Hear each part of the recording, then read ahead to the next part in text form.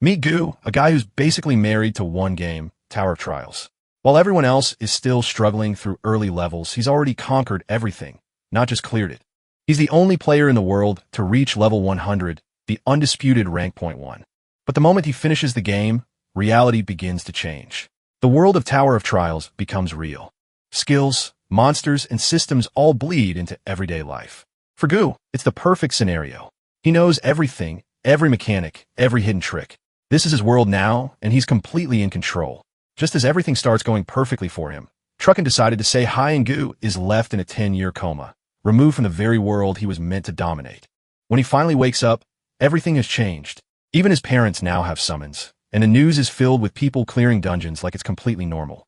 Then, a system notification appears asking if he's ready to start the tutorial. Not long after waking for his 10-year coma, my guy resumes life at home, but with a very different twist. He absorbs everything he can about this new world that has merged with the video game.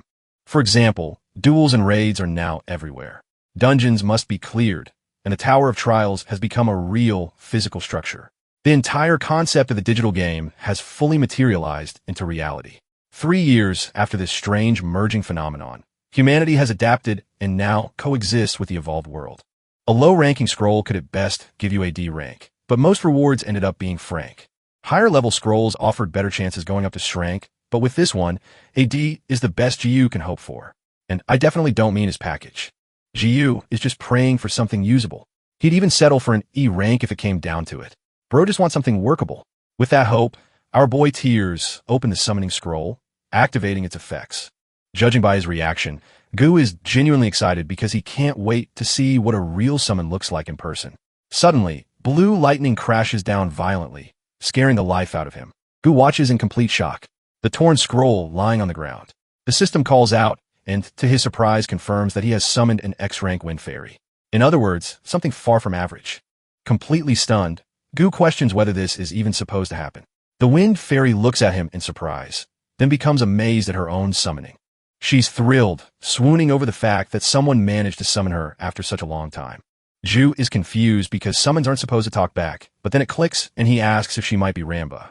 The question confuses her, and she quickly denies it, saying she's just a wind fairy. But as she floats there, she slowly recalls that only one person ever called her that GU god. In that instant, realization hits her. Her face flushes as she recognizes him as her beloved GU god.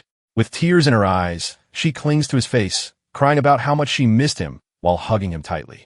Our hero begins to understand why an X-rank was summoned in the first place. Back in the game, if you exploited the Wind Fair's hidden mechanics, she could evolve into a powerful support summon that boosts attack speed. They had spent so much time together during his early days that he even gave her the nickname Ramba. At the same time, he still can't believe that this bug exists in the current version since it was patched in year 1 of Battle of Summons. Gu checks the official records, recalling how the exploit was supposedly fixed. He even remembers his frustration when she was deleted despite all his investment.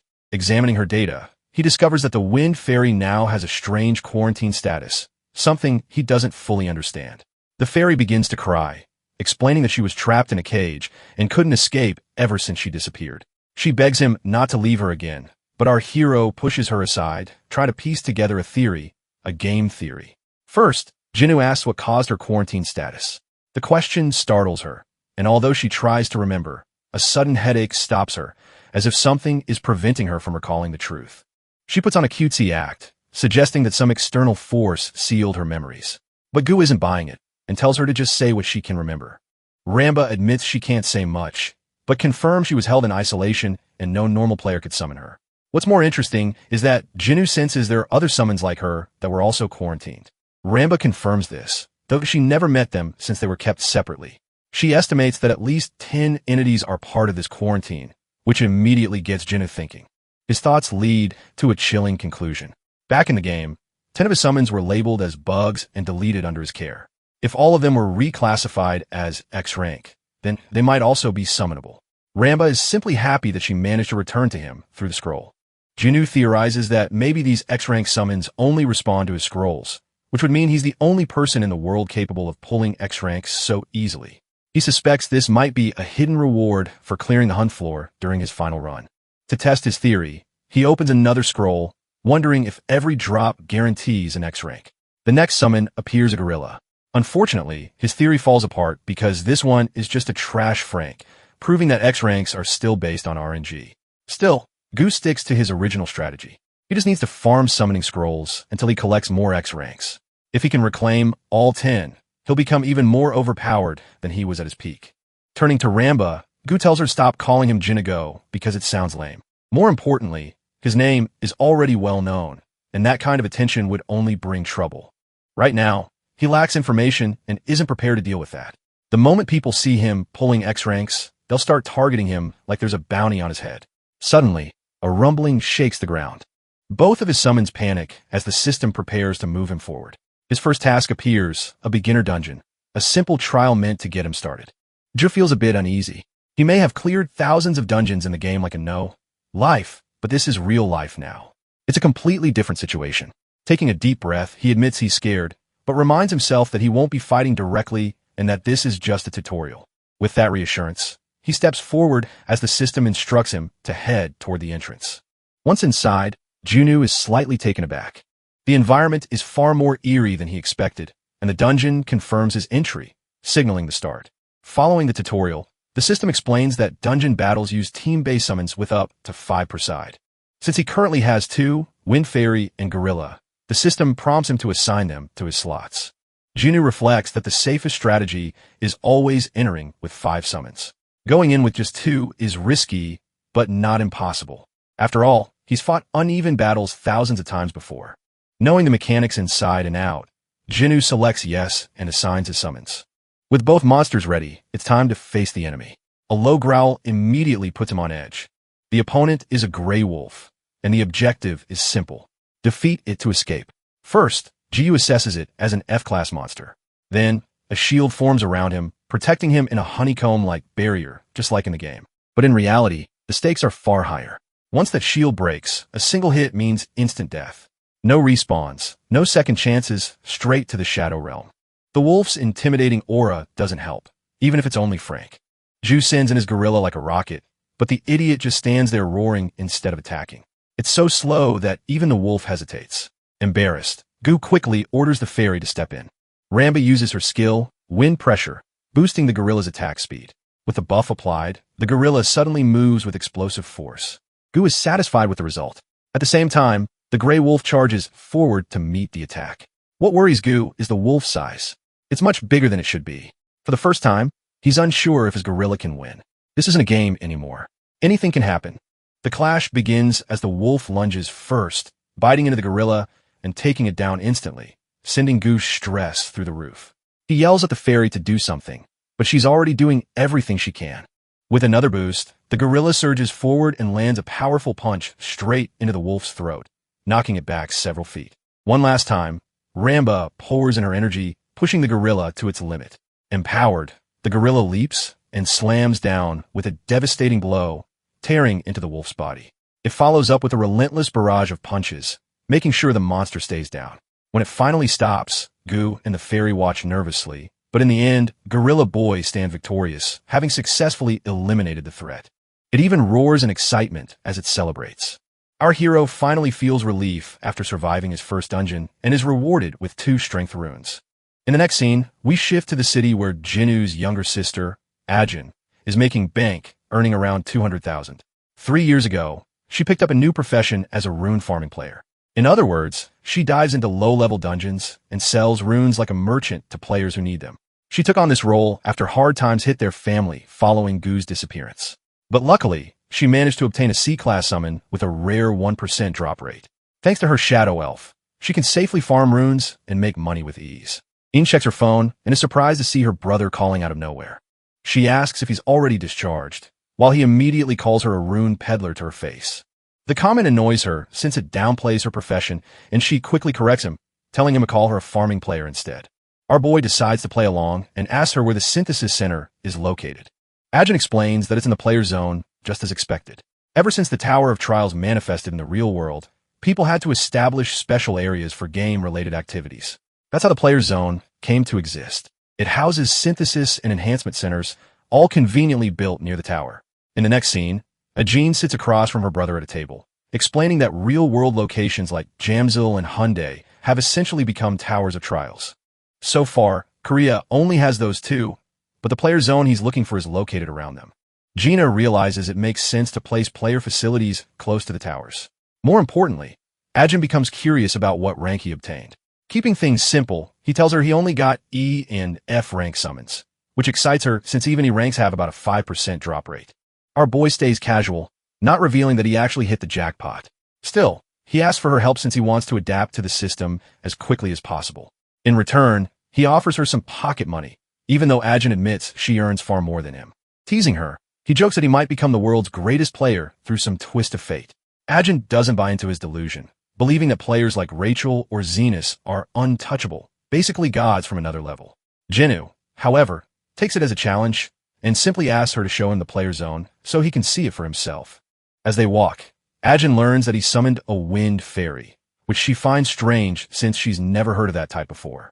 Curious, she asks him to show it, but he refuses, which offends her because they're supposed to be siblings. Janu asks her to show her summon first, and Ajin confidently agrees, telling him not to be too shocked. Honestly, he's curious what kind of summon gives her this much confidence. The answer is a C-rank shadow elf, and his face instantly turns blank. It's not even anything special in his eyes, which annoys Ajin since she believes summons like this are considered elite among players. Deep down, though, Janu sees C-ranks as nothing more than fodder, units he wouldn't even bring into a dungeon. He politely greets the elf, and even asks if it can speak Korean or say hello, but both Ajin and the summon stare at him like he's lost it. Ezen is completely confused by her brother's strange behavior, but in reality, he's testing whether all summons can talk. It turns out this one can't. Ajin even points out that summons aren't supposed to speak, giving him a reality check after dealing with Ramba. Now it's his turn to show his summon, but he straight up ghosts her and refuses. Jun feels betrayed like she just got scammed by tech support while Jainu avoids showing anything because Ramba can talk and would draw attention. She calls him a scumbag and chases after him. Later, Jinu arrives at the player zone, which feels like a completely different world. The jam cell area looks drastically different since the towers appeared with corporations tearing everything down. It makes sense. No one wants an amusement park next to a tower filled with danger. At the same time, Gino finds the idea thrilling.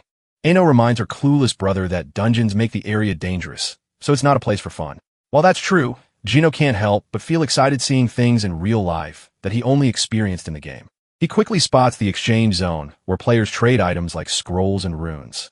It brings back memories of his time in the game, especially when he used to spend alongside his whale-rich friend. Ano also points out the information desk, suggesting he use it whenever he needs help beyond the basics. Since he's a beginner, she recommends enrolling in an academy near player headquarters. Jinu reassures her that he'll be fine, believing he already has everything he needs. His focus is on growing stronger on his own within the zone. Ajin is still worried, but Ju tells her to head home while he stays behind for a bit. She finds his behavior strange since his discharge, almost like he's a different person. Still, she convinces herself that he's just trying to work hard in his own way and decides to keep an eye on him when needed.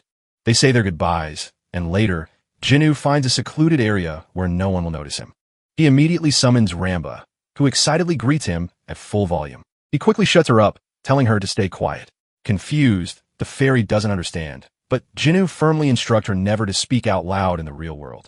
He explains that their conversations would attract attention, so she's only allowed to talk inside dungeons. With that settled, Ju shifts his focus to his next goal, earning money to fund dungeon raids. Checking his balance, he realizes he's completely broke, just like a typical gamer in real life. Reality hits hard when he sees he only has 121 to his name. The thought of going back to part-time jobs makes him miserable. While others might suggest asking his parents for help, he refuses. His mother already works 3 jobs just to support the family, and asking her for money would feel like disrespecting her efforts. Feeling useless, he accepts that he has to start from scratch. The reason Gu became unbeatable in the game was because he never spent real money. He was completely free to play and still reach the top, which honestly sounds unreal. That mindset gives him hope that he can climb from zero again. Suddenly, his eyes widen when he sees a transfer of 500,000 points. Shocked, he checks the source and realizes it's from his mother who sent him money knowing he would never ask for it himself. The gesture overwhelms him. This is the same woman who cared for him during his 3-year coma, enduring countless struggles. Truly the definition of selfless parent. Jinu wipes his tears, grateful for her kindness, and swears to succeed no matter what to make his family proud. 3 lost years won't stop him. He's determined to use every second to rise again and gather the resources he needs for dungeon raids. That determination leads him to buy 3 more summoning scrolls. His first objective is to build a proper team. He pulls a slime mass and a horned butterfly, both Franks. But his luck turns around with the third summon, an E-rank poison lizard. That's already a solid outcome, beating the odds twice in just 5 pulls. The poison lizard has decent abilities, though he absolutely hates using the slime mass and is forced to keep it for now. Honestly, it's got a face only a mother could love. With his team assembled, Gu prepares to raid more dungeons and push their growth further. The system revolves around farming, hunting, and opening scrolls, and Jinnu is more than ready to grind. If he can recover all of his X-rank summons, he'll have the power to crush every obstacle standing in his way. His main plan is to acquire and recollect the remaining X ranks.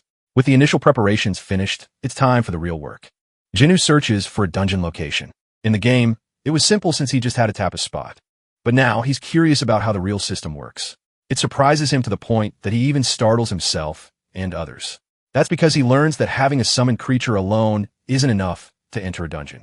Gates appear all over the country, regardless of location, and difficulty is measured through energy emissions for ranking. But no matter how easy a dungeon is, people can't just enter freely unless they are officially registered. Our boy sulks because he has the worst luck imaginable. The fact that he awakened after this law was implemented hits him even harder. His little fairy is currently his only comfort since she supports him. Feeling slightly better, Gu pats her head before suddenly receiving a call from his sister. Een asks when he's coming home for dinner, but he tells her he'll eat on his own. He then asks about the player registration process, which she conveniently forgot to mention. Jinnu already knows she didn't bring it up, but in reality, the regulation is recent. Too many people were dying inside dungeons, forcing the government to introduce strict policies. The situation became so chaotic that agents now hover around every gate to verify entries and prevent new incidents. Gino realizes how slow and tedious the process is, but also makes him wonder if it's intentionally designed to control players. If everyone became a player chasing wealth, the entire social system could collapse. On top of that, there's also a ranking system that lists players locally and globally. Korea is so low-ranked that it doesn't even appear on the international board. Jin feels disappointed, thinking that if GU God were around, they would rank higher, completely unaware that she's talking about her own brother, the legendary player. The call ends, and Gu decides to rest for the day. The next morning at home, food is ready. Gina is already preparing to leave at 6 a.m. His mother tells him to at least take a rice ball, but he insists he's fine. He quickly puts on his shoes and apologizes to his parents for only showing them his worst side, even thanking them sincerely for everything they've done. The parents are left completely shocked, his father flustered, his mother worried. The government has tightened safety protocols, and Jinnu checks his phone, learning that countless deaths occurred due to player recklessness. He can't say much either since he himself was a gaming addict for the past 10 years. It's not something he's proud of. At the reception, he submits his application form and asks how many people actually passed the qualification. He learns there's a final test, which annoys him because 1,000 people are already waiting behind him. Still, he thinks that if he can't pass something this basic, then what's the point of being one of the 5 emperors of the heavens? In the next scene, we move to a different location. Park Chong, affiliated with HQ, is disappointed with the talent this year. Suddenly, the building is attacked and chaos erupts. A man invades using a giant orc summon, seeking revenge against Chong for killing his brothers. Meanwhile, Chong believes the attacker is a psychopath and summons his own monsters, mostly fire and wood-based creatures.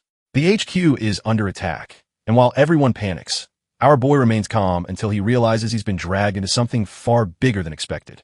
The bystanders panic and place their hopes in Chong. Jinnu senses a Gang L conflict, noticing the attacker in a sharp suit clearly has a vendetta. What shocks him is how even real-world criminals now use advanced summons. Chong shouts for an emergency and orders everyone to summon shields. Jinnu does the same while Ramba almost speaks again before he quickly shuts her up, reminding her to stay silent in public. The orc charges in and the battle begins. Chang's fiery butterfly unleashes small meteors, but the orc tanks every hit, growing more aggressive. Chong starts getting pushed back, and Gu realizes the situation is worse than expected. If he intervenes, he'll be dragged into the conflict too. His goal was only to observe, but now he's forced to decide. As the orc brings down its axe on one of Chong's summons, Jinnu steps forward. Chong tells him to stay back, but Jinnu instead analyzes the situation and points out a crucial mistake. The orc has a fire resistance buff that activates at specific timings, making fire attacks ineffective unless timed correctly. Chong observes carefully and confirms the glowing effect on the orc's body. Taking advantage of this, he adjusts his strategy. He commands his flame turtle to prepare another fire spell and fires it at the correct moment. This time, the attack lands perfectly.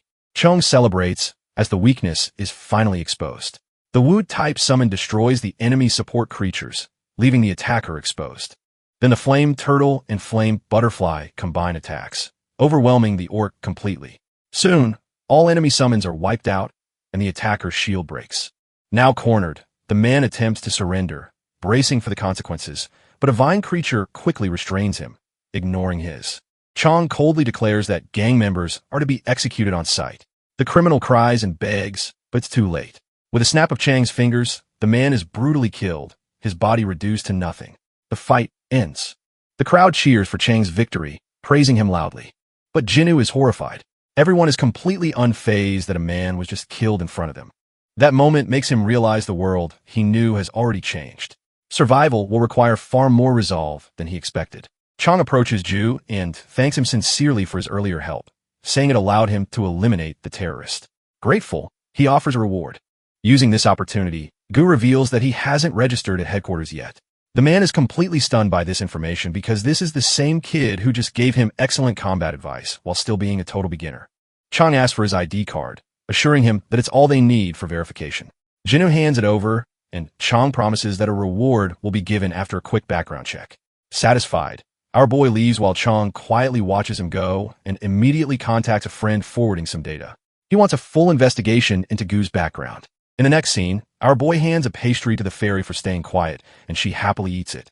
Even though Gu understands that players usually struggle with their summons, he finds it surprisingly easy to keep her satisfied with something this simple. Still, something about all this is bothering him. Even though he didn't plan to get involved, everyone inside that building would have died if he hadn't stepped in. The world is different now, and he can't fully adapt to it yet. Ju knows he has to keep climbing by hunting stronger targets. Summoning scrolls are essential for him, especially if he wants to recover the remaining X-rank beasts. His priority list includes the drill instructor and the explosion dragon mage. Luckily, both can still be obtained from low-rank scrolls. With that in mind, Jinwoo decides it's time to make his next move. Later, Chong's report comes in, and it completely shocks him. The new kid was hospitalized for 3 years, which explains why he was unregistered. That also lines up with the timeline when the world changed.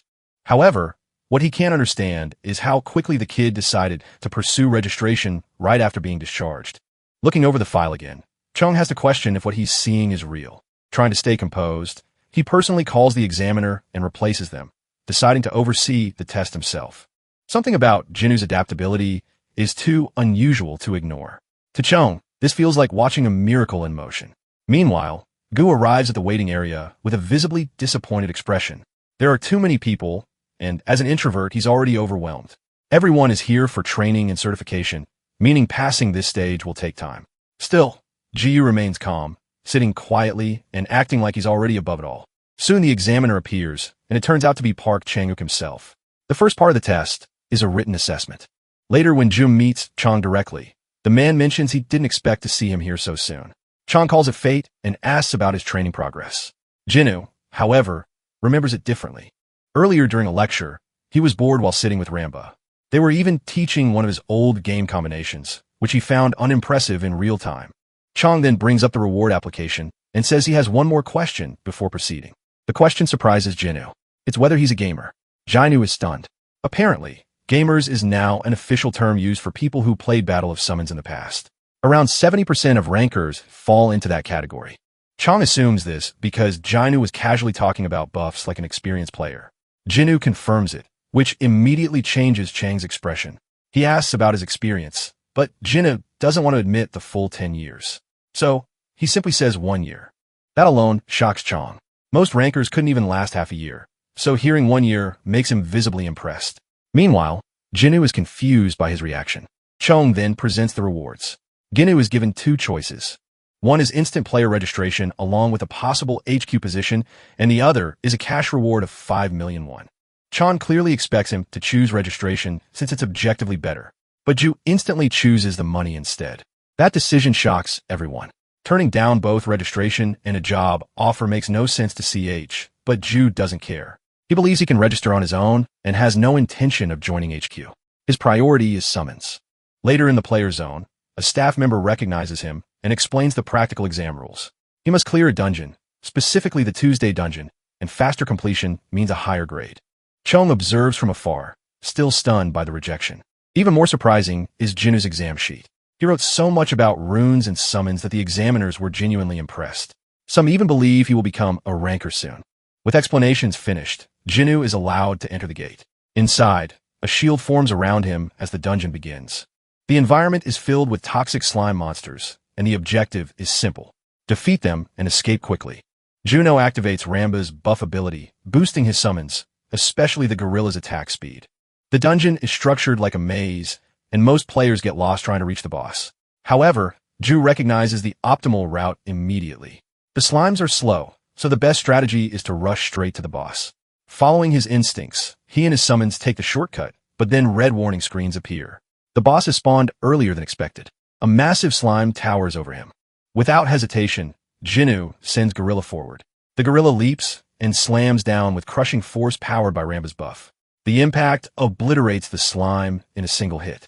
What follows is a barrage of punches, reducing the monster into nothing but paste.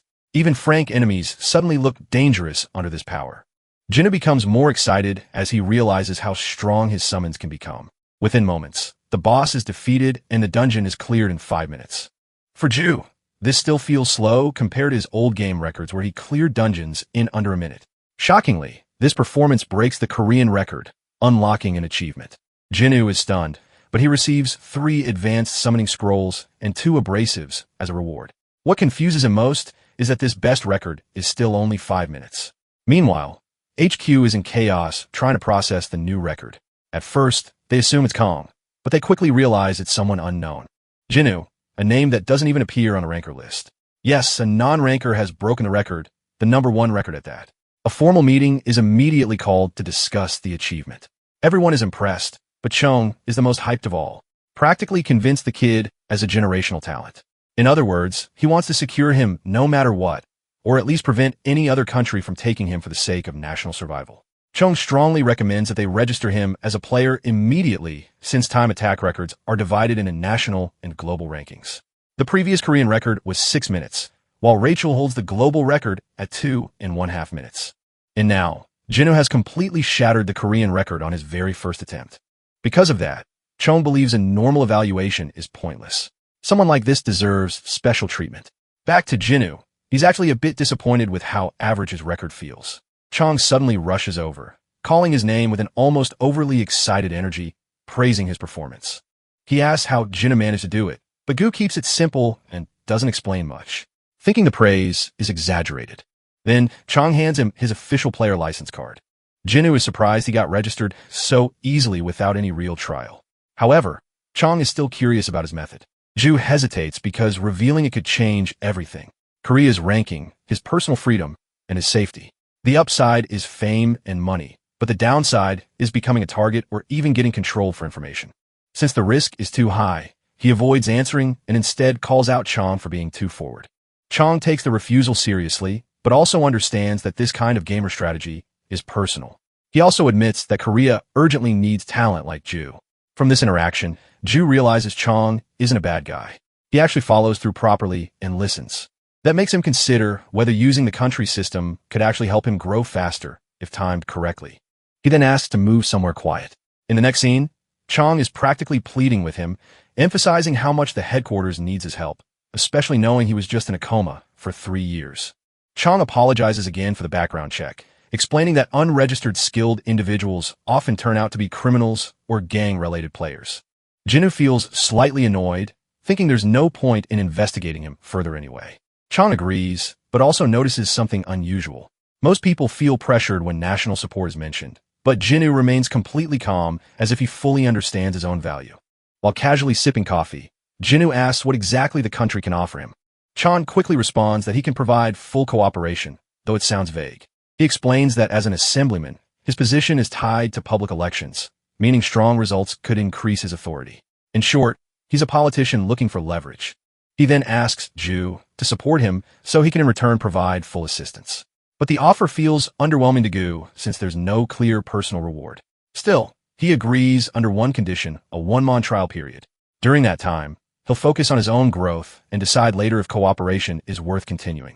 If not, he'll walk away and return everything. Chang interprets this as a trial partnership. It's bold, but it's his only chance to secure Jinwoo. They shake hands, both sides agreeing to the temporary deal. Zhu adds another condition. He wants confirmation that news of his record won't spread across the country since he's concerned about safety. Chang initially says HQ can handle his protection, but quickly realizes even it may not be enough for someone like Zhu, especially given how easily he handled the dungeon. So, he accepts the condition, though he admits total information control isn't possible. They part ways on that note. Zhu leaves satisfied and immediately checks his rewards, especially the advanced summoning scrolls. He knows record-breaking rewards are valuable, and although opening them sounds tempting, gambling isn't his priority. Selling them seems smarter. Then he remembers the player web system where all player data and trading listings exist.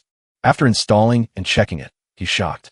Each high-grade scroll is worth around 3 million won. That means he almost made 10 million won from a single dungeon run. Zhu quickly realizes his financial situation might change much faster than expected. He plans to sell the high-grade scrolls and reinvest in the low-grade ones, focusing only on the summons he needs most. However, when he checks low-rank scroll prices, he's confused. They're listed at 5,000 each. Despite being easy to farm, the market is flooded with sellers, yet prices remain fixed. Realizing he needs more information, he calls his sister Ajin again. After explaining the situation, she tells him the HQ buys scrolls in bulk to support rankers. That's why the minimum price stays at 501. However, she adds that the system might change soon since it was created during the early era and HQ no longer needs as many scrolls. That information immediately gives Jinwoo an idea. He hangs up and decides to meet Chang again the next day. Chang is happy to see him and asks what he needs. Jinwoo requests large quantities of low-level scrolls instead of high-grade ones, which surprises him. Most players want the opposite. Jinwoo asks for as many as possible, and Chang explains that HQ processes around 50,000 low-grade scrolls daily, meaning supply is not an issue. He briefly worries Jinwoo might be trying to resell them, but Gu clarifies there's no point since the market is already saturated. Chang becomes even more intrigued by his thinking. Gu isn't acting like a normal player. His strategy is completely different. Still, Chang agrees, but he has one condition of his own. All he wants in return is a single piece of information that could benefit HQ given his position and responsibilities. If he gets caught supporting him behind the scenes, public trust in him will collapse. So, if Gu can provide useful information, it has to be treated as a formal business transaction instead. In other words, our boy realizes nothing is being handed to him for free, which is fine since he doesn't want favors anyway. He agrees to the deal and starts explaining the concept of shaving seconds off achievement records. Normally, clearing a dungeon in first place grants 3 high-grade scrolls as a reward, but the same reward can be obtained again if another player breaks that record. In short, players can repeatedly beat the record by even 1 second, effectively resetting it and farming rewards over and over. This turns time attacks into a system for stacking scrolls. On top of that, it benefits the Korean Association as a whole since stronger players improve national rankings. Chong admits they've already experimented with the idea, but most players haven't properly used it yet, so there's still room to apply it. Next, Jinwoo brings up another strategy, this time for the Tuesday dungeon he cleared. Chong listens closely, practically waiting like an excited puppy, thinking he's about to hear some top-tier secret technique. Jinwoo explains that with this method, most players could clear the dungeon in under 3 minutes. But before sharing more, he ensures the information is worth the price. He increases his demand, adding 50 more high-grade scrolls on top of the low-grade ones. In total, he's effectively asking for around 100 million won worth of scrolls. It's an insane price, but Jinwoo considers it fair since the strategy can be applied across both low and high-tier dungeons, potentially generating billions in return. Chong agrees, stating that if the information proves valuable, he'll transfer 150 million won directly and also supply 10,000 low-rank scrolls daily. The next evening, Chong gathers his staff for a test. Everyone is expecting something significant. He begins by mentioning the recent Tuesday dungeon record, then casually claims he obtained a method to bypass it through overseas connections. He even frames Jinwoo as a test subject who unknowingly contributed to the discovery, warning them not to spread any details. The purpose of the meeting is simple. They will begin time attack testing using this new method. The key summon involved is the poison lizard. The poison lizard is roughly human-sized, classified as a brawler-type summon, tough and durable. However, it's unpopular due to how difficult it is to raise compared to other summons. Most players overlook it, except for one crucial trait. Its diet consists mainly of slimes. That single detail makes it perfect for the Tuesday dungeon. With it, fast clears become possible. In the next scene, players proudly report 4-minute completion times, confirming the method works. The once ignored poison lizard is suddenly celebrated as an essential summon. A few days later, news of the record spreads across the country. Chong fully realizes Jiyu is far beyond an ordinary gamer. He decides to form a dedicated support team around him, selecting 3 skilled members with different specialties.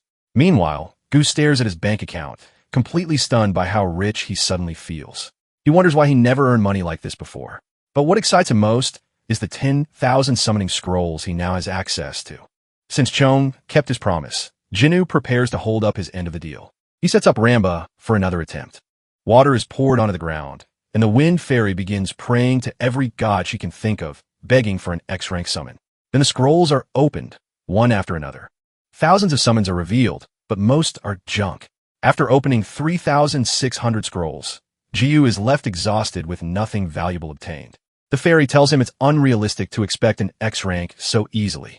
She explains that summoning her was pure luck. Basically, God-tier RNG. In reality, even 100,000 low-rank scrolls might not guarantee an X-rank summon. Confused, Gu asks if she understands the system properly. She explains that summons are tied to roughly 10% of the global population, meaning hundreds of millions of possible entities exist. X-rank summons, however, are isolated and unique. This shocks Jiyu, though he's more focused on the fact that pulling one X-rank out of hundreds of millions is basically lottery-tier difficulty. Ramba adds that he is likely the only person in the world capable of summoning X-ranks, but Jinwoo just sulks, realizing how impossible the odds really are.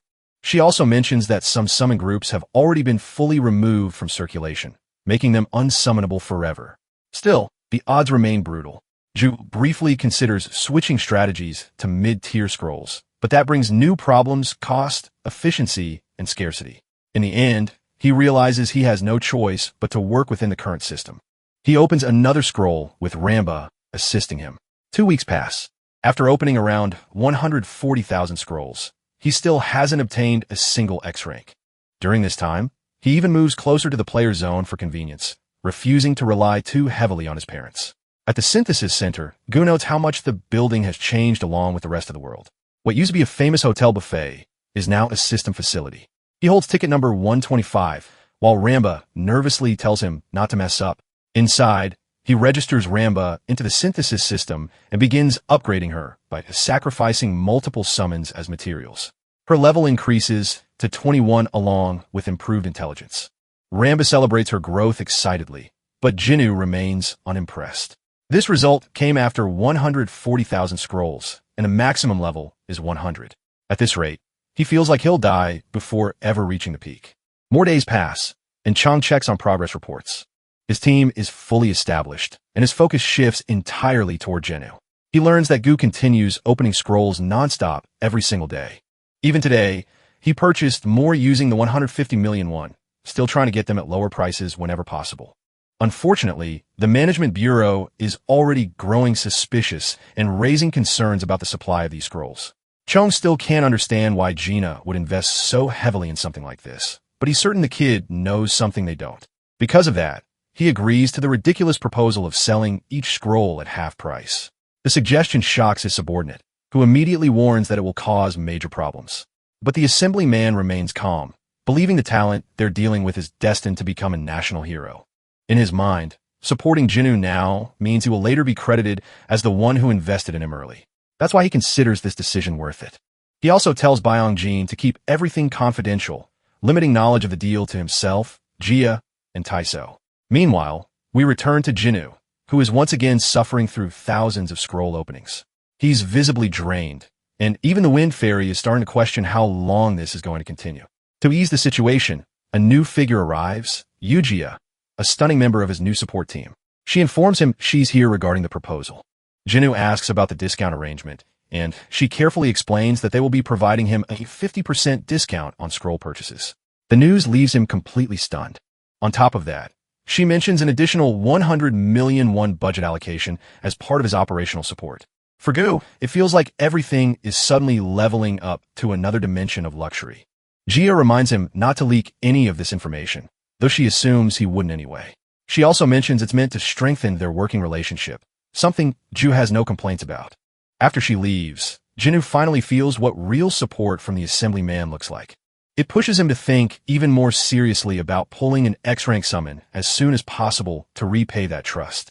Back to grinding, he continues opening thousands more scrolls. Still nothing but frank trash. No progress at all. At this point, he's gone too far to stop. He starts praying desperately for the explosive dragon mage. And then finally it happens. After what feels like endless suffering, the Gotacha gods respond. Both Jinwoo and Ramba are left speechless as the explosive dragon mage is successfully summoned. Jinwoo is overwhelmed with emotion, even tearing up, feeling like all his frustration has finally paid off. For a moment, it feels like he's reached the end of his struggle, but he doesn't stop. There's a phenomenon known as a momentum luck, where rare summons tend to appear back to back. Trusting this, he opens another scroll, and unbelievably, it works again. The drill instructor appears. Jinwoo is completely overwhelmed, crying tears of joy. After weeks of failure, he has finally obtained the exact summons he wanted. The drill instructor is an X-grade summon specialized in training and growth acceleration. While not a combat powerhouse himself, he dramatically boosts the strength development of other summons. He immediately recognizes Jinwoo and Bose, acknowledging their bond. Ramba and the drill instructor also share a strange familiarity, as if they've all been connected before. Then the explosive dragon mage appears as well, confirming her identity. Jinwoo hears her voice for the first time, and she turns out to have terrifying offensive potential, especially when paired with proper training support. With the drill instructor's guidance, her damage scaling becomes absurd. Both summons acknowledge Jiyu as their master and show genuine respect. He calmly orders them to stay silent in public. That night, back at home, Gu is completely drained. His summons are now interacting with each other freely, while the drill instructor immediately begins assessing their weaknesses. He declares that all of them are too weak and need intense training. He first instructs the explosive dragon mage to refine her mana control in preparation for unlocking higher abilities. Then he turns to Ramba, who instantly panics under his intense gaze. His training plan for her is brutal. Starting with basic strength development, he gives her an absurd first task. Lift and swing a frying pan. 5,000 times. The fairy looks helplessly toward Jiyu for support, but he's mentally gone at this point. Meanwhile, back at HQ, Geo reports a new issue. The director has officially stopped supplying scrolls and is demanding a full investigation into their usage. Shang is confused, wondering why the director suddenly cares about something like this. Geo suspects interference from Hizu, another assemblyman, and Chang's political rival. If scroll supply stops, Jinwoo's growth will also be affected. Chang is frustrated, but receives an unexpected call. Jinwoo himself, saying he no longer needs additional scrolls. Still, Chang remains wary of Hizu's interference and plans to deal with it later. Later, at Guanacan Mountain, Gu prepares for his next dungeon. He wears a simple tracksuit and studies the area. In this world, there are several dungeon types. Exploration dungeons for materials, Tower of Trials dungeons for high difficulty, and Chaos Dragon dungeons requiring full parties, though that last one hasn't fully manifested in reality yet. There are also rare stage dungeons, but those are uncommon despite recommendations to use a party. Jiyu prefers going solo. A staff member checks his license, confirms his registration, and lets him proceed. Inside, Jiyu is immediately met with chaos. A full-scale battle is underway. Humans versus monsters. This is a subjugation-type dungeon already in progress. Soldiers are barely holding the line as waves of orcs push forward. For a moment, it feels familiar to him, just like a game. But now that everything is real, he can feel every bit of the intense pressure in the air. What stands before him is no longer a simulation, but a full-scale war where soldiers desperately shout for healers to keep them alive. The boy decides to stay calm and quickly summons his units to deal with the orcs. He tells Ramba to boost the drill instructor's attack speed and orders the explosive dragon mage to provide cover, using her fire spells. At the same time, he commands the deranked Mini Kong to charge straight toward the orc boss, completely ignoring the chaos in between. His focus is entirely on the boss because of the simple structure of the orc subjugation dungeon. As long as the giant orc at the back is taken down, victory is guaranteed and the battle will end. Meanwhile, with Ramba's buff in effect, the drill instructor goes completely wild, cutting down orcs one after another, as if they were mere insects. Watching this, Gu begins to wonder if this overwhelming strength comes from being an X-rank. A small smile forms on his face as it becomes clear the battle might end before he even gets the chance to properly warm up. Even the soldiers who were struggling just moments ago are left stunned, seeing powerful allies appear out of nowhere and completely shift the tide of the fight. Minong leaps straight into the orcs while the Golden Fairy continues healing without pause. Ramba, on the other hand, seems to be enjoying herself, provoking the monsters and making them throw their weapons at her. Seeing this, the boy immediately scolds her for messing around. Meanwhile, the explosive dragon mage unleashes her signature fire spell, burning every orc that comes into contact with her flames. Before long, through their teamwork, the boss finally falls and a notification appears, confirming that the dungeon has been successfully cleared. All the summons celebrate their small victory as the system rewards them with experience points, allowing them to level up. On top of that, Gu hits the jackpot by receiving an intermediate summoning scroll along with 500,001. These rewards push him to start looking for new dungeons right away, since he not only leveled up his summons, but also earned easy cash in the process. He begins planning to make it big overnight and finally stop being a broke loser. Meanwhile, back at headquarters, Assemblyman Chao is being scolded by Jia for making such a reckless bet. Apparently, he let his anger get the better of him and is now facing the consequences. During his earlier meeting with Hizu and the director, things escalated into an argument that nearly turned into a full-blown fight. The director tried to step in and stop the clash between Assemblyman Hiu and Chong. Hiu insisted he was only giving advice, but Chong clearly had no interest in hearing something that sounded more like an insult than help. He then mocks him, calling him a loser since none of his talents have ever made it to the national team. That comment pushes Park Chong over the edge, and the argument quickly intensifies. Unfortunately for him, his rival actually has the skills to back up his words. Even so, Park refuses to let Hiu look down on him like that. Sensing that Park is about to lose control, Hiu proposes a bet to see whose talent can reach a higher rank, and Park immediately agrees without thinking it through. He then raises the stakes, adding that the loser must publicly admit the other is better and resign from their position to make sure neither of them backs out. He adds a penalty of 1 billion won. Instead of reconsidering, Park quickly agrees and even suggests drafting a proper contract for the bet. As the story shifts back, Jia questions him, asking if he made such a reckless decision just because of Jiyu. She admits the boy is a genius, but reminds him that at the end of the day, he is still just a gamer who might fall short compared to registered rankers. The man, however, remains unfazed, stating that he fully believes in Jiyu and is confident the boy will bring massive returns if supported properly. Just then, an assistant rushes into the room and loudly announces that he has identified the person responsible for solo clearing D-rank dungeons. It turns out to be none other than Jiyu. Hearing this, the assemblyman is left speechless, his mouth hanging open. While Jia struggles to believe it, she argues that it has only been a month since the boy registered, and she cannot understand how he is already clearing dungeons in under 5 minutes. The assemblyman immediately takes advantage of the situation, switching his tone as he starts bragging about his instincts, claiming he always knew the boy was special. The excitement on his face is obvious as he begins looking forward to winning the ridiculous bet he made. Back at home, the boy lies on his bed, staring at his phone screen. He cannot help but giggle while checking his bank balance. The poor guy has never seen this much money in one place before. After farming D-rank dungeons nonstop, he managed to stack up a solid 16 million. The intermediate scrolls turn out to be his biggest source of income, earning him some seriously huge profits. He drops to his knees and basks in the reward of all that hard work, convincing himself he might actually be the chosen one. That is a bit conceited, considering his summons did most of the work. Still, he decides to divide the money into different accounts for separate purposes.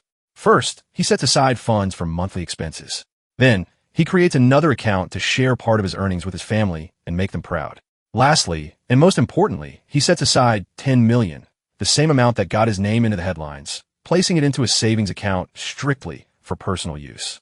The rest of his balance is reserved for himself. While you can never have enough wealth, Jiyu understands the importance of investing in his growth as a player. All of his summons are already above level 30. The next step in strengthening them is through powerful runes. It will not be easy, but grinding dungeons daily remains the most efficient method. Still, he wonders if buying a main summon from the black market might speed up his farming. Suddenly, his jaw drops when he sees how expensive C-rank summons are. A weak L-looking Thunderbat still costs an eye-watering 20 million. That is not even the worst part. B. Rank summons start in the hundreds of millions. And as for A or Shrank, none are available at all. He sighs, realizing that B-rank summons are incredibly rare. Even so, it does not discourage him much. He always knew the day would come when he would need outside assistance. Back at the assemblyman's office, the man's calm and composed demeanor completely shatters when he hears some thrilling news. Another request has arrived from the star player Gu. The moment he hears the name, he practically starts fangirling like a kid on sugar. He eagerly asks what the request is about, seriously frightening the poor staff member delivering the message. The assistant simply shows him the list, which contains every summon GU wants to purchase. The total climbs past 1,000,000,001, as if it were pocket change. The assemblyman's eyes nearly pop out of their sockets at the audacity.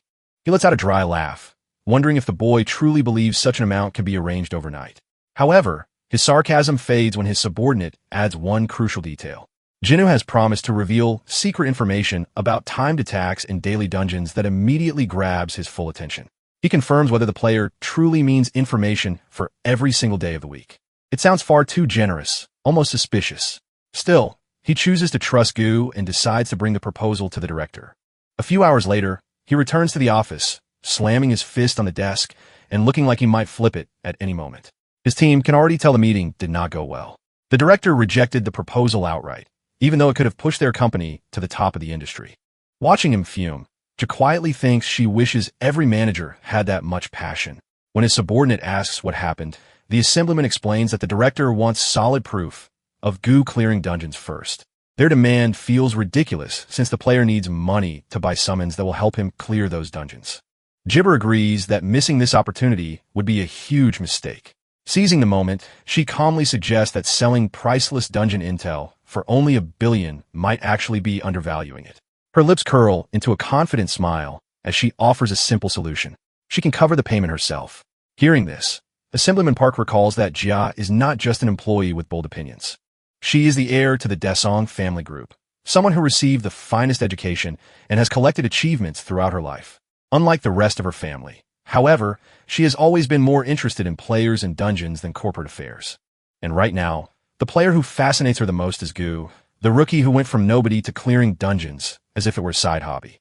Now that he is offering an exclusive deal, this feels like the perfect opportunity to recruit him into her own agency before anyone else can. The assemblyman's current position comes with countless restrictions, but this arrangement would give him full freedom over future profits. No need to beg for approval. Still, he hesitates and asks if she is truly comfortable betting such a massive sum on a player with an uncertain future. The high-class lady responds with a cheeky smile, asking if he even knows her current bank balance. She assures him money will not be an issue. All she needs is a single meeting with the player. After that, she is confident she will have him firmly in her grasp. Later that evening, she sits alone by the window of a fine dining restaurant. That is when her awaited client finally arrives. Looking sharp in a perfectly tailored two-piece suit, Jinwoo feels slightly surprised at how quickly the assemblyman agreed to the arrangement. From his perspective, all he did was request a formal meeting in exchange for a bit of secret information. It is his first time in such a luxurious place, one that makes even five-star hotels seem underwhelming. The line of waiters welcoming him at the entrance almost makes him feel like a true boss. Just then, a graceful voice calls out to him, leaving him completely speechless.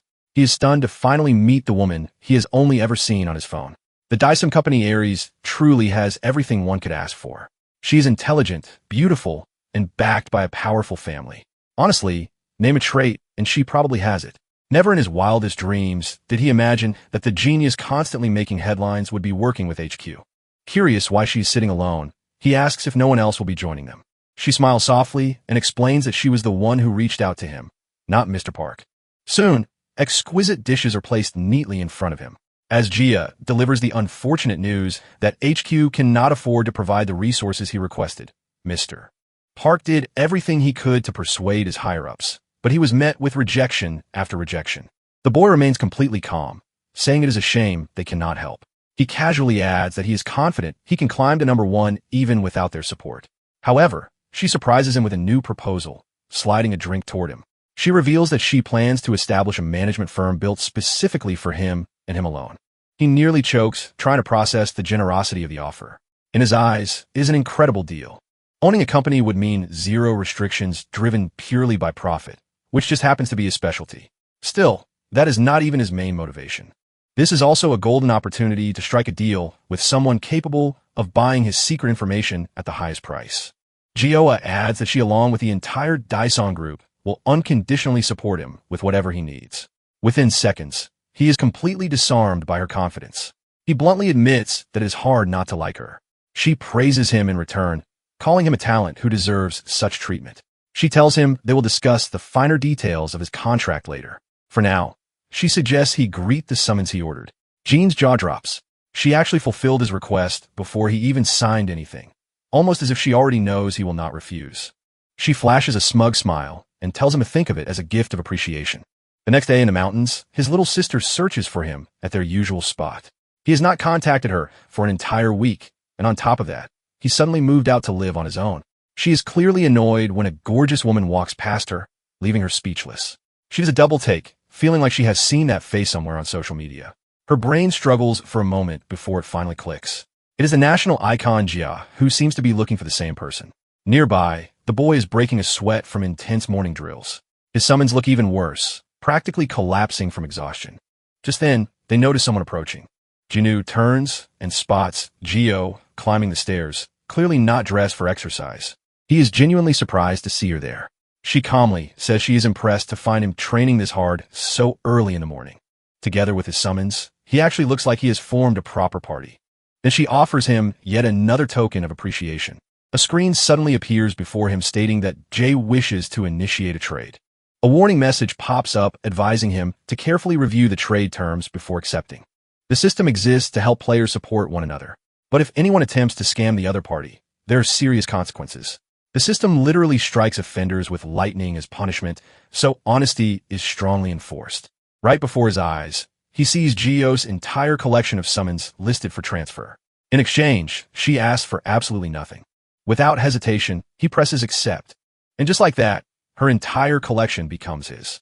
Immediately after he bows to her repeatedly, this gift is far beyond anything he believes he deserves. She brushes it off, saying it is not a big deal, and suggests they move on to the actual contract. She has already decided on the company name, a combination of their surnames. The profit distribution is just as generous. Gina will receive 70%. She will take 25%, and the remaining 5% will go to Mr. Park.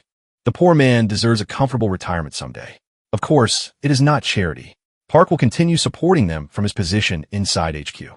As for the paperwork, she has already arranged for an assistant to handle everything. Gina raises an eyebrow, pointing out that those assistants were employed by HQ. She casually informs him that they have already resigned. Apparently offering triple their previous salary is a very effective motivator. Moving on, he wonders if she is truly fine with giving him 70%. She calmly assures him it is not generosity, but a calculated decision that reflects her confidence in his potential. What she does not say out loud is that money is not her real goal. Her true intention is to win Jinu completely to her side. Without hesitation, the boy presses his thumbprint onto the contract, sealing the deal as the two of them shake hands. Just then, one of his summons notices movement in the forest. In the blink of an eye, it disappears into the bushes. Moments later, violent screams echo through the trees. Shortly after, it returns, dragging two familiar figures like pieces of meat from a butcher shop. Completely confused, Goose stares at his little sister, Ajin, and asks why she was sneaking around in the bushes. He pieces together her story and realizes she recognized Jinu as a celebrity she admired, which led her to follow her without thinking. She quickly tries to reframe the situation, claiming she was just curious at the time. By then, Jiao had already left, so Ju presses further, pointing out that it still counts as stalking. He asks if she decided to watch them from a distance after seeing him with Jia. His sister falls silent after being exposed. After a brief pause, she finally admits the truth without resistance. Right after that, she jumps toward him and demands to know how he even knows Jiao and how he managed to meet someone like her. Jinu explains that his contract includes a clause requiring him to introduce his family to Miss Jia. He adds that she had planned to meet them formally. Anyway, his sister immediately begins to swoon at the thought of meeting her idol with the family. Before he can continue, she cuts him off again, pressing for more details. He begins explaining that he used to be a well-known gamer who once held the record for clearing low-ranked dungeons faster than anyone else. Because of that, he frequently visited headquarters and eventually met Jia by chance. She asks if it is the same game he used to play on his phone all the time. Jinu panics at the risk of exposing his identity as Jew God. He quickly claims it was a different game and that he only played for about a year. His sister catches the hint and remarks that it still sounds impressive, even if the game itself was trash. She then teases him, asking if all that time he wasted on games has finally paid off. Deep down, Jinna knows he can trust the family that has taken care of him for the past 3 years, but he still refuses to put them in danger. He decides he will only reveal everything once he is strong enough to protect them completely. Ajin points out that he kept this information from her all this time, but Gu replies that he always intended to tell her eventually. He asked her to keep it a secret for now until he personally explains everything to their parents. She struggles to believe what she just heard, but Gu insists he has his reasons for staying silent. Eventually, she agrees despite her doubts. In the background, Ramba can no longer handle the weight of the dragon mage and finally collapses under the strain. At the same time, the drill instructor corners her shadow elf, making it visibly anxious. Jinnu quickly tells Ajin to pair the shadow elf with a shadow wolf, explaining that without the wolf, its efficiency drops to less than 10% of its full potential. She is surprised to hear that, especially since the summon is completely new to her. Jinnu explains that it makes sense because the summon belongs to the B-rank tier. Curious, she wonders how she could possibly obtain a B-rank summon and immediately searches the online catalog for answers. In the next moment, her expression falls into despair as she shows him the price, asking how he expects her to afford something that costs 500 million. She sarcastically remarks that at this rate, she might be able to buy it in 20 years. However, her brother calmly replies that he can get it for her within a month without much trouble. She bursts into laughter at the claim and mocks him for trying to act cool just because he has recently gained some recognition as a gamer. She tells him to forget about it and insists that she will save up little by little until she can afford it on her own someday. He simply smiles, stands up, and tells her not to cry when he actually makes it happen, which only leaves her more confused. She begins to feel that her brother has changed into a completely different person lately, while her frightened elf quietly snuggles into her lap for comfort. About a week later, outside one of the weekday dungeons, Gu meets up with the company team as planned. They hand him a set of new gear, which confuses him at first since he did not expect anything like that. Jess explains that for the Awoke company, information is their most valuable asset above everything else. She tells him that they sell high-definition recordings of dungeon runs at premium prices, and a special gear exists to capture everything during the process. She continues by explaining that the equipment records the surroundings in full three-dimensional detail, while remaining lightweight enough to wear comfortably. As soon as he puts it on, the assistant activates the system, and it begins recording everything around him like a set of prying eyes. Janu feels slightly embarrassed, saying this might be the most awkward situation he has ever experienced. He adds that he has never attempted a Monday dungeon before, so the run might not look very clean. Janua reassures him that they will simply edit the best parts together afterward. He thanks her and casually asks if it would be fine for him to break the national record the moment he enters the dungeon. This completely startles her, and she stares at him in disbelief before giving a hesitant approval. She wonders if he is joking and tells him to stay relaxed and perform naturally based on his instincts as a gamer instead. After entering the dungeon, he recalls that the current Korean record sits at around 7 minutes. He immediately concludes that surpassing it will be easy. He remembers that this dungeon uniquely drops attack-related runes, making clear time directly tied to ranking performance. Just like in other games, attack runes play a crucial role in the boss system, and without them, progression becomes nearly impossible. In addition, the dungeon operates as a defense-type scenario where surviving for 30 minutes guarantees a clear. However, completion time still matters. So, if he manages to defeat the final boss known as the Lich, the dungeon ends instantly.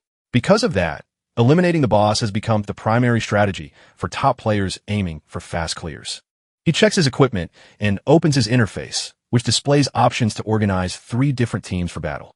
Jinu has already prepared everything in advance, so he quickly loads a preset configuration without wasting any time. For his first team, he summons the training instructor, the combat aide, and Mini-Kong. While for the second team, he selects the Priest of Radiance along with the Golden Fairy. His status screen updates, showing that the Horde of the Lich has begun its approach and that he must hold out for 30 minutes under pressure. The timer starts immediately, and Mini-Kong charges forward in a frenzy, tearing through the incoming skeletons without restraint. Jinu signals his summons to push forward and carve a path toward victory. As the Horde advances, he orders them to move toward higher ground without delay. The training instructor, Hung, looks surprised at first, but follows the command, realizing that everything is being recorded. Ju estimates that it will take at least 2 minutes to reach the higher position, and during that time, he trusts Mini-Kong and Hung to handle the incoming enemies. Once they arrive, he instructs his combat aide to take position and prepare for the next phase. He recalls that in the game the combat aide has long range and exceptional accuracy, making it useful in specific situations. However, In reality, its damage output is extremely low to the point where it cannot even defeat a standard monster after hours of continuous attacks. Even so, in this low-rank Monday dungeon, the aide becomes the perfect summon because the Lich has relatively low health overall. He tells the aide to hold fire for now, and then orders Radiance to cast a blessing over the battlefield. He explains that this blessing removes the Lich's dark shield, which normally grants immunity against long-range attacks. Once the shield disappears, he commands the combat aide to begin firing immediately. While Minikong and Hung maintain control of the advancing horde, Radiance and Murmury provide support from above. The aide fires its shot, and, as expected, the damage appears underwhelming compared to the other summons. However, the key detail is that the Lich's health steadily decreases with each precise hit. After several successful shots, the Lich begins to weaken, and Goon notes that with normal runes, this process would have taken far too long. That is why most players avoid bringing the combat aide into this dungeon. At that moment, a skeleton slips past Kong and rushes toward Jinnu, but Hung intercepts it instantly and eliminates it without hesitation. Ju then points out that he holds a major advantage because he can combine runes with Hung's abilities to unlock the combat aide's full potential. With that enhancement, even a top-tier Lich can fall from a single decisive strike. The next shot fires, and the Lich suddenly falters as its condition worsens rapidly before collapsing backward. The system screen updates, confirming that the boss has been defeated and the dungeon has been cleared in 4 minutes and 12 seconds. The entire squad exhales in relief as the results screen reveals that they have broken Korea's all-time record and unlocked a special achievement.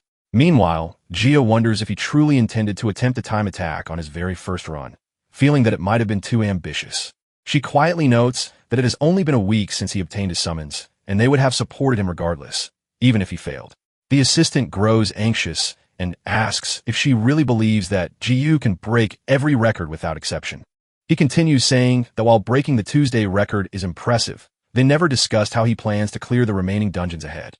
He points out that Jinhua is not the first player in Korea with a year of experience and questions whether he has been completely honest from start.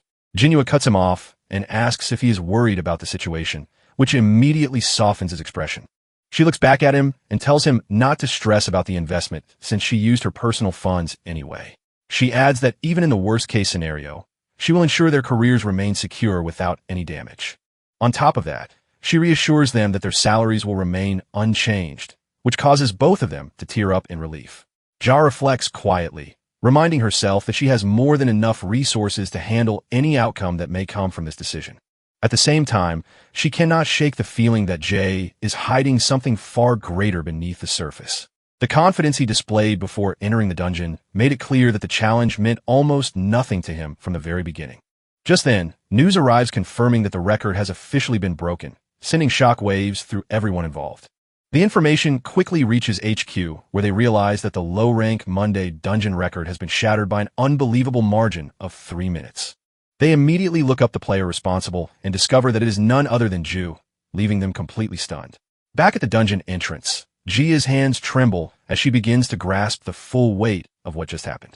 In her mind, the business will perform decently at worst, but if everything goes right, it could grow into something far beyond expectations. Meanwhile, inside the dungeon, our boy looks at the magnificent scene before him, reflecting briefly. As he stares at the portal, he remembers that there is something else he needs to do first. He switches off the recording device and summons the system panel, telling himself that it is finally time for some intense grinding. In the game, after clearing a weekday dungeon, players unlock a feature known as auto battle. As the name suggests, as long as your summons handle the grinding, you can continue collecting rewards effortlessly. Returning to the present, he sends the drill instructor back into his inventory and summons Ramba instead, placing her in charge of the grinding session. This surprises her, but Gu explains that he is not using Hung because he wants him to train the others. He teasingly asks if she would prefer to train as well, which makes her freeze instantly. The poor fairy is thrown into a flashback of her brutal training under the ruthless instructor who pushed her beyond her limits. Remembering that traumatic experience, she nearly breaks into tears and begs him to let her focus on grinding instead. With that settled, he forms a plan to clear all the weekday dungeons first and then maximize profits using the auto battle system.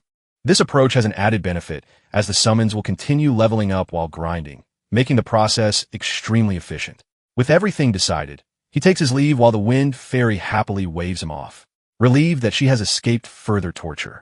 As soon as he steps through the portal, he is greeted by an unexpected sight. His team members have rolled out a red carpet, treating him like a celebrity. Trying not to overthink it, he hands over the equipment and asks Ja if that will be all. She assures him that they will do everything possible to keep his identity from leaking. To her surprise, Junwoo says that he no longer cares about that. Instead, he looked her directly in the eye and asks her to prioritize protecting his family. He points out that Korea's gangs are both powerful and dangerous, but if their focus remains solely on him, they can provide better protection. Junwoo pauses for a few seconds before agreeing, promising to use all her resources to ensure their safety. Sometime later, our hero returns to his first dungeon and uses his spotted lizard summon to set yet another record, this time finishing in nearly 3 minutes. Although he makes the run look presentable on screen, his actual skill level is already good enough to compete on the world stage by using speed runes on the lizard along with buffs from the Wind Falcon. Breaking the record becomes effortless. After finishing, Junwoo turns off the recording and returns to the real world. The following day, he enters the Wednesday dungeon, which takes place in a frozen wasteland. This dungeon is known for its unique mechanic, a movement debuff that slows players down to a crawl, making progress extremely difficult. Shivering from the cold, he summons his Frost Cat, Wind Falcon, Titanium Golem, Horn Fairy, and the Explosive Dragon Mage. Together, their cold resistance abilities make the environment manageable.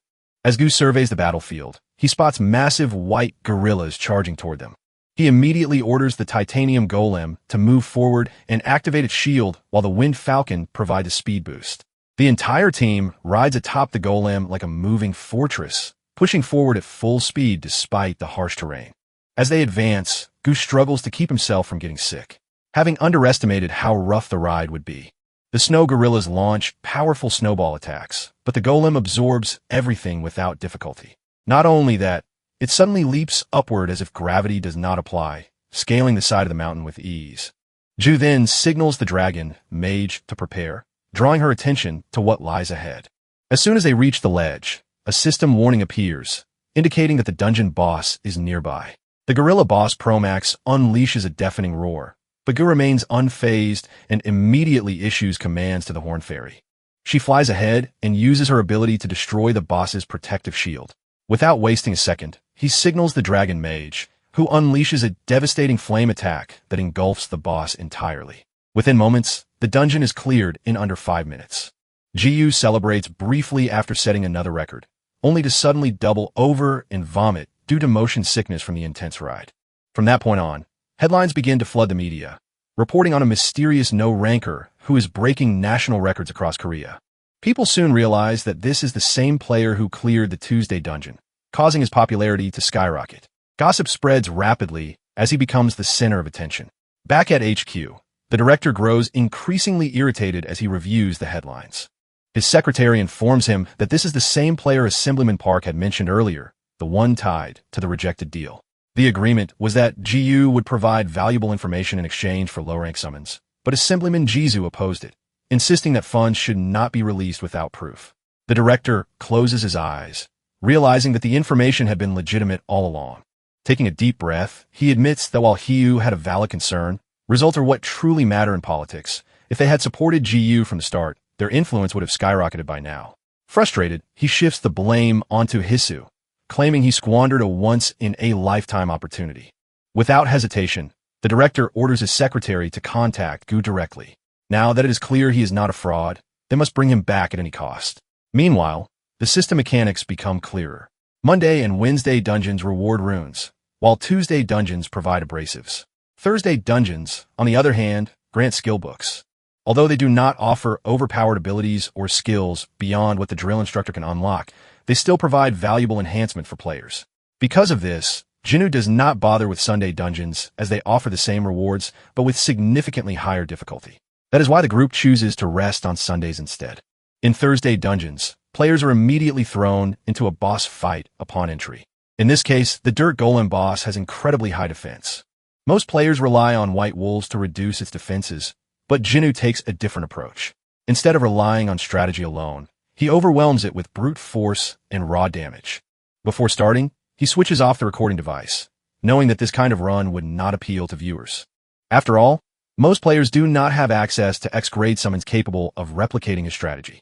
To them, it would feel less like guidance and more like watching someone play with unfair advantages. Our boy makes up his mind to guide others by telling them to lower the boss's defenses using white wolves before unleashing extreme damage dealers. Climbing onto his titanium golem, he recalls that the dirt golem's weak point is its head, which is why he uses his own golem to even the odds. As his summons prepare for battle, he commands them to focus all attacks on the head, a strategy that would make even Thor proud. The two giants clash in a brutal fist fight while the drill instructor unleashes an ancient refined technique to carve through the dirt golem with precision. At the same time, the dragon mage rises high into the sky and summons her devastating fire dragon spell once again, reducing the dirt golem to nothing more than a lifeless shell. Moments later, the system announces that the dungeon has been cleared in just over 5 minutes. Watching the drill instructor, Gu realizes just how broken his abilities truly are, and that there was probably a reason they were restricted before. Even so, he has no intention of abusing that power, knowing that with a properly trained dragon mage, he could already clear even the highest grade dungeons almost instantly. He starts doing the math in his head, estimating that including entry time, a full clear might take around 10 seconds. Waving at the drill instructor, he calls out that there is still time to squeeze in one more dungeon. Later, as he returns to the real world, 2 men in business suits approach him and ask if he is Gu. They hand him a business card and introduce themselves as representatives from headquarters. He accepts the card half-heartedly and asks what they want from him this time. The black-haired man forces a polite smile and explains that they reviewed the proposal he submitted earlier, saying that the deal might actually be possible. However, before he can continue, Jinnu raises his hand and cuts him off. With a calm smile, he tells them not to bother anymore. Both men are caught off guard by the sudden rejection. Ju simply smiles, thinking back to how trusting and generous GA has been compared to the strict and greedy nature of headquarters. He explains that he is already affiliated with the company, and if they wish to discuss anything further, they should contact GA through his agency. With that, he walks away, leaving the 2 men completely confused. The brown-haired man guesses that it might be the same GA from the Daeon group, while the other decides it is best to return and investigate further. Deep down, however, he cannot shake the feeling that they have just missed out on a massive opportunity. Meanwhile, our hero stands atop a large rooftop, scanning the surroundings and deciding that the location will do. Shifting into preparation mode, he recalls that the Friday dungeon is completely different from the others. Instead of relying on summons to fight, it requires the summoner to physically traverse the area and clear it. That is why he has chosen to begin training ahead of time. Gu summons a sky wyvern, a massive blue dragon-like creature, and peers over the edge, feeling a wave of fear despite having a protective shield in place. He calls out to his wyvern, asking if it is ready, then climbs on as they take off into the sky. At first, he keeps his eyes tightly shut out of fear, but he slowly opens them and realizes that the experience is far more enjoyable than he expected. Gaining confidence, he urges the wyvern to fly faster. Sometime later, he arrives at an unmarked island off the coast and summons the dragon mage along with the drill instructor. The instructor immediately praises his speed, but Gu brushes it off as nothing special. The dragon mage then mentions how difficult it was when they first learned to ride wyverns, reminding him that they once trained with both wyverns and dolphins. When she praises him again, Jinnu blushes slightly and thanks her, which leaves the drill instructor looking oddly dejected. Turning his gaze toward the ocean, Jinnu declares that it is time to practice riding dolphins as well. He hypes them up, saying that learning from experienced riders like them will be the fastest way to improve. A few days later, the Friday dungeon finally opens. This dungeon is unique because it can reward top-tier runes. At the start, GU summons his Wind Falcon and orders it to grant him a speed boost. Taking his position, he waits for the countdown. The moment it begins, he bursts forward, skillfully dodging the incoming projectiles. Moving at incredible speed, he dashes past obstacles and decides to take a hidden route.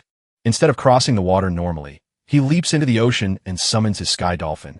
Grabbing onto its fin, he takes a deep breath and dives beneath the surface, avoiding all the obstacles above. After reaching the other side, the dolphin launches into the air, and Gu immediately summons his wyvern, appearing right beneath him. It allows him to land smoothly on its back before soaring into the sky. From there, he flies over the remaining obstacles with ease, bypassing the entire course in a way that makes the designed path seem irrelevant. The rest of the run becomes effortless as he glides straight toward the finish line. Moments later, the system announces that the dungeon has been cleared. Jinnu celebrates as he realizes he has completed it in just over 2 minutes, completely shattering the South Korean record. As a result, he receives a special reward for his performance. Flashing a confident peace sign, he rides off into the sky with his wyvern, marking yet another overwhelming victory. After clearing the Friday dungeon, it was noted that the Saturday dungeon had also appeared as black smoke rose from the dense forest. Juna controlled his summoned beast, directing it to retreat from the blazing flames behind them while the large bird flew away from the forest.